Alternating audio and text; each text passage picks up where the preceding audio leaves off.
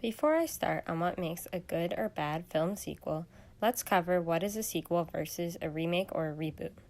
A sequel is a continuation of a film that usually establishes a series or franchise. It comes from literary practices like much of film does. As Carolyn Jess Cook says, adaptations of literary works proved highly popular throughout cinema's silent years. This practice perceivably influences aspects of filmmaking, from notions of readership to the presentation of narrative, and, subsequently, episodic, sequential, or serial narrative. Toy Story 2 is a good example of a sequel. A remake, as the name implies, is a remade or redone version of a film. 1998's Psycho would be considered a remake.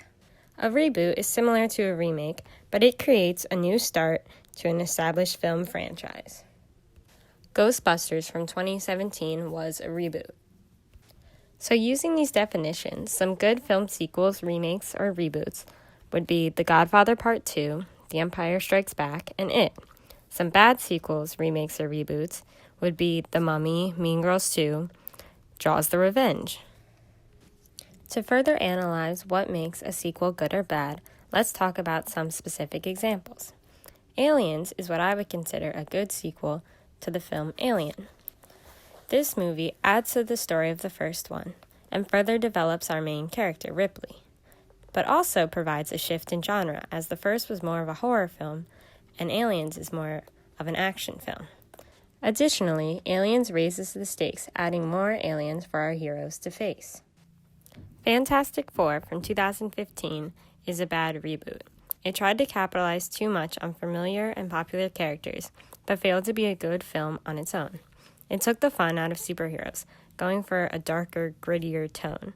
The film relied too much on its recognizable characters to carry its success, which it didn't have much of anyway. So, the difference between a good and bad sequel or remake lies in why the movie is being made. As reviewed in the Hungarian Journal of English and American Studies, sequelization resides in commercial and sometimes critical success and value of an earlier original film. In contrast, the true sequel as a cinematic continuation which functions as a companion piece emphasizes on the singular to its predecessor. Therefore, I believe that sequels can be good films if made to be continuations of the original series rather than cash grabs or franchise starters.